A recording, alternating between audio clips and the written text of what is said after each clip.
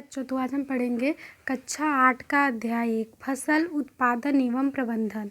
ठीक है, जो एनसीईआरटी का बुक है उसका पहला अध्याय आज हम पढ़ेंगे विज्ञान का। ठीक है, विषय विज्ञान का पहला अध्याय एनसीईआरटी बुक का हम पढ़ेंगे। तो सबसे पहला क्या है कि ग्रीष्म अवकाश। ठीक है, ग्रीष्म अवकाश यानी कि जो गर्मी में छुट्टियां होती है ना, उससे ग्रीष्म अवकाश बोलते हैं। पहेली एवं बूझो अपने चाचा के घर गए। पहेली एक लड़की का नाम है और बूझो एक लड़का का नाम है। मानना है यहाँ पे कि वे दोनों कहाँ गए, अपने चाचा के घर गए। उनके चाचा क्या हैं, एक किसान हैं। और एक दिन उन्होंने खेत में कुछ औजार देखे, जैसे कि खुरपी, दराती, बेलचा, हल इत्यादि। ठीक है, यानी कि जो पहेली थे और बूझो थे, गर्मी की जब छुट्टी हुआ तो वे अपने चाचा के घर गए। उनके चाचा क्या हैं, पेशे से एक किसान हैं। और वे एक दिन अपने चाचा के खेत में गए तो उन्होंने देखा कुछ औजार, जैसे कि खुरपी, दराती, बेलचा, हल, ये सब देखा। तो फिर मैं जानना चाहता हूँ कि हम इन औजारों का उपयोग कैसे करें। तो जो बूझो था वह सोच रहा था कि मैं जानना चाहता हूँ कि हम इन औजारों का उपयोग कहाँ और कैसे करते हैं। तो आप पढ़ चुके हैं कि सभी सजीवों को भोजन की आवश्यकता होती है, यानी कि जो सजीव होते हैं उन्हें भोजन की आवश्यकता होती है जीवित रहने के लिए। और पौधे अपना भोजन खुद बना सकते हैं। क्या आपको याद है कि हरे पौधे अपना भोजन किस प्रकार संश्लेषित करते हैं? जैसा कि आपने पहले कक्षाओं में पढ़ा है, तो आपको याद है कि हरे पेड़ पौधे जो होते हैं अपना भोजन किस प्रकार से संश्लेषित करते हैं।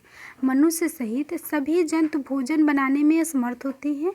तो जंतुओं के भोजन का स्रोत क्या है, परंतु हम भोजन ग्रहण ही क्यों करते हैं? यानी कि उसके मन में ये भी क्वेश्चन आ रहा है कि हम भोजन ग्रहण ही क्यों करते हैं, हम भोजन क्यों लेते हैं। तो क्या आप जानते हैं कि सजीव भोजन से ऊर्जा प्राप्त कर ऊर्जा का उपयोग विभिन्न जैविक प्रक्रमों जैसे कि पाचन, श्वसन, यानी कि जब आप भोजन लेते हैं तो उसका हमारे शरीर में पाचन होता है। उसके बाद जो श्वसन होता है, यानी कि हम जो हवा से ऑक्सीजन लेते हैं और कार्बन डाइऑक्साइड बाहर छोड़ते हैं, तो क्या होता है, वो श्वसन होता है। और उत्सर्जन यानी कि जब पाचन के बाद जो अपशिष्ट पदार्थ बचते हैं उनका शरीर से बाहर निष्कासन, यानी शरीर से बाहर निकालना क्या कहलाता है, उत्सर्जन।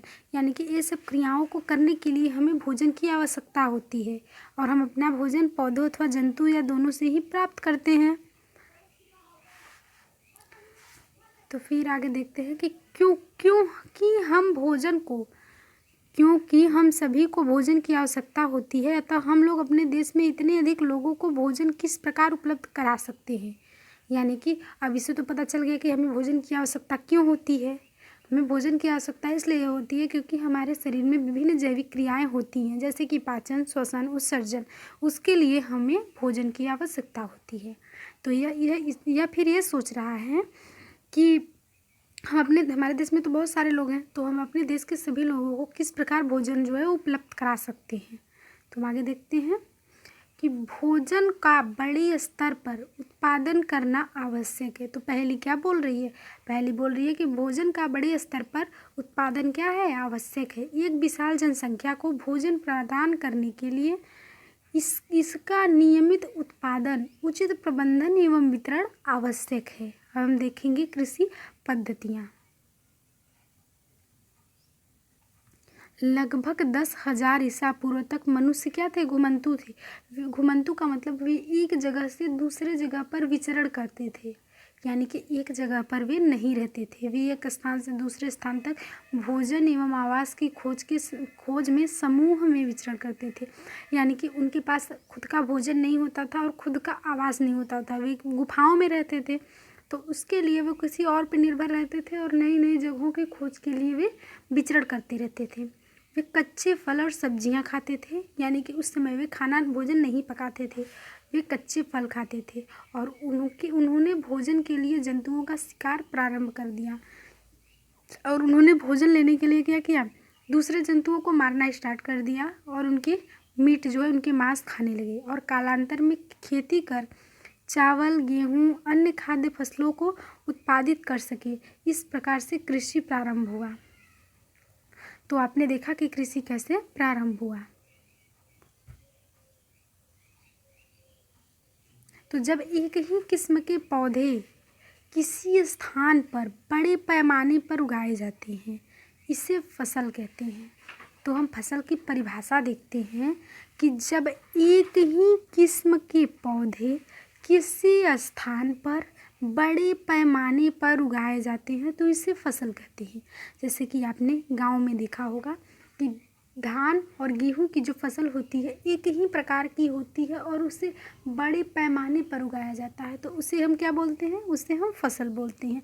उदाहरण, गेहूं की फसल का अर्थ है कि खेत में उगाए जाने वाले सभी पौधे गेहूं हैं। हाँ, तो इससे आप भी समझ गए होंगे कि गेहूं का अर्थ है, जैसे कि मैंने बोल दिया कि गेहूं की फसल यानी कि उस खेत में जितने भी पौधे उगाए गए हैं वो सारे के सारे गेहूं हैं। एक बड़े पैमाने पर गेहूं की खेती की गई है। आप जानते हैं कि फसलें विभिन्न प्रकार की होती हैं, जैसे कि अन्न, सब्जियां एवं फल। जिस मौसम में यह उगाए जाते हैं उसके आधार पर हम फसलों का वर्गीकरण कर सकते हैं। भारत एक विशाल देश है।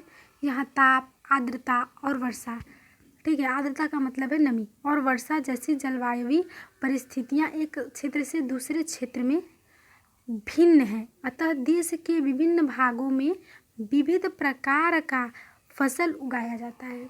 यानी कि भारत एक विशाल देश है। यहाँ पे जलवायु सभी जगह अलग अलग प्रकार की पाई जाती हैं, तो इसके विभिन्न भाग में विभिन्न प्रकार की फसलें उगाई जाती हैं। तो क्या होता है कि कोई फसल जो है गर्मी में अच्छी होती है, कोई जाड़े में अच्छी होती है। तो भारत की जलवायु जो है वो विभिन्न स्थानों पर अलग अलग है। तो जहाँ पे जो जलवायु होता है उस प्रकार की फसलें जो हैं वो उगाई जाती हैं।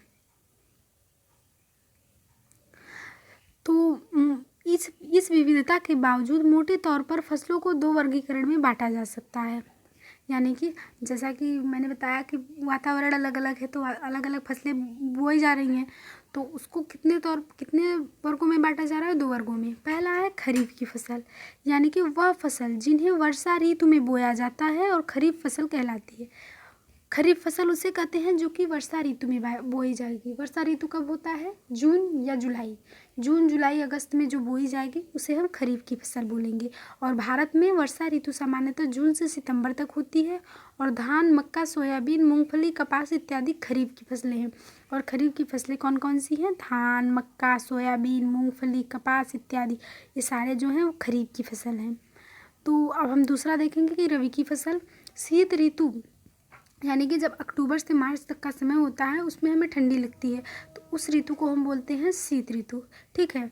इसके बाद इसमें जो फसल उगाई जाती है उसे हम रबी की फसल बोलते हैं। इसमें कौन कौन सा आता है? यानी कि जब दिसंबर नवंबर होता है तो कौन सा फसल बोया जाता है? गेहूँ, चना, मटर, सरसों और अलसी रबी के फसल हैं, ठीक है। इसके अलावा कई स्थानों पर दालें और सब्जियाँ ग्रीष्म ऋतु में उगाई जाती हैं, जैसे कि खीरा, ककड़ी, बहुत सारी चीज़ें हैं जो कि गर्मी में उगाई जाती हैं। तो आधिकारिक फसल पद्धतियाँ कौन कौन सी हैं, इसको हम देखेंगे कि धान को शीत ऋतु में क्यों नहीं उगाया जा सकता। यह कौन बोल रहा है? बूझो। और पहली बताएगी कि धान को बहुत अधिक पानी की आवश्यकता होती है, अतः इसे केवल वर्षा ऋतु में ही उगाते हैं। तो इसने एक क्वेश्चन किया इससे, तो इसने उसका आंसर दिया कि धान को शीत ऋतु में क्यों उगाया नहीं जा सकता। पहली क्या बता रही है कि धान को बहुत अधिक पानी की आवश्यकता होती है, अतः इसे केवल वर्षा ऋतु में ही उगाया जा सकता है, क्योंकि ठंडी में बहुत ज़्यादा पानी नहीं बरसता। और फसल उगाने के लिए किसान को अनेक क्रियाकलाप सामयिक अवधि में पड़ते हैं। जैसे कि आप देखेंगे कि क्रियाकलाप उस प्रकार के हैं जिनका उपयोग माली अथवा आप सजावटी पौधे उगाने के लिए करते हैं। ये क्रियाकलाप कार्य कृषि पद्धतियाँ जो कि आगे दिए गए हैं। अब देखेंगे जैसे कि पहला है मिट्टी तैयार करना, फिर बुआई करना, फिर खाद एवं उर्वरक उसको देना, फिर उसकी सिंचाई करना, फिर उसकी खरपतवार से सुरक्षा करना और उसकी कटाई कर उसका भंडारण कर लेना।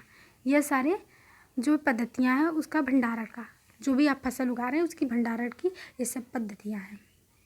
और देखेंगे कि मिट्टी तैयार करना, यानी कि फसल उगाने से पहले मिट्टी तैयार करना प्रथम चरण है। फसल उगाने का प्रथम चरण कौन सा है? मिट्टी को तैयार करना, मिट्टी को पलटना तथा इसे पोला बनाना कृषि का अत्यंत महत्वपूर्ण कार्य है, ठीक है। इससे जड़ें भूमि में गहराई तक जा सकती हैं। जब मिट्टी मतलब कि मिट्टी जो है वो एक में चिपकी हुई है तो बहुत कठोर है। यदि उसको हम मिट्टी को जो है हम उलट पलट देंगे तो वो बहुत क्या हो जाएगी, एक फोफर हो जाएगी, यानी उसको हम बोलते हैं पोला बनाना। तो क्या हो जाएगा कि आसानी से जो उसके जड़ है एकदम मिट्टी के अंदर तक जा सकते हैं, क्योंकि जो मिट्टी है उस समय हमारी कठोर नहीं रहती है, क्योंकि उसकी हम जुताई कर देते हैं। ठीक है, तो पोला मिट्टी में गहराई में धंसी जड़ें भी सरलता से श्वसन कर सकती हैं, क्योंकि उसमें जो है जाने के लिए, वायु को जाने के लिए जगह भी अच्छी होती है, जिस कारण वे अच्छे से श्वसन कर सकते हैं। और पोली मिट्टी किस प्रकार की जड़ों की सरलता से श्वसन करने में सहायक करती है, तो पोली मिट्टी मिट्टी में रहने वाले केंचुओं और सूक्ष्म जीवों की वृद्धि में सहायता करती है। यह जीव किसानों के मित्र हैं, यानी कि जो केंचुआ होता है उसे हम किसानों का मित्र भी कहते हैं, क्योंकि जहाँ पे केंचुआ अधिक होते हैं वहाँ पे पैदावार भी अच्छी होती है। ठीक है, तथा ह्यूमस बनाते हैं, क्योंकि ये मिट्टी को पलटकर पोला करते हैं तथा ह्यूमस बनाते हैं। जो केंचुआ होते हैं, आप नॉर्मली ऐसे दिखते होंगे कि जहाँ पे केंचुआ ज़्यादा रहते हैं वहाँ पे मिट्टी कुछ महीन टाइप की मिट्टी कर देते हैं, तो वे ज़मीन के अंदर भी यही काम करते हैं, जिससे मिट्टी का आसानी से पोला बन जाता है और उसकी जड़ें अच्छे से जैसे अंदर तक जा सकती हैं। और आप पिछली कक्षाओं में पढ़ चुके हैं कि मिट्टी में खनिज लवण, ठीक है, खनिज जल वायु तथा कुछ सजीव होते हैं, यानी आप पिछली कक्षाओं में पढ़े हैं, यानी कि आप 7 और 6 में पढ़ चुके होंगे कि मिट्टी में खनिज जल वायु तथा कुछ सजीव होते हैं। इनके अतिरिक्त मृत पौधे एवं जंतु भी मिट्टी में पाए जाते हैं।